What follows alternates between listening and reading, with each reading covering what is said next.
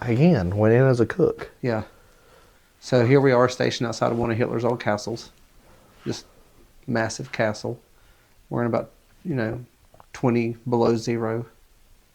And we're in a little town where we're able to go in and like completely buy every bit of food in town and cook it for people there. Like we were given massive amounts of money, not only to have military rations, but to purchase them locally.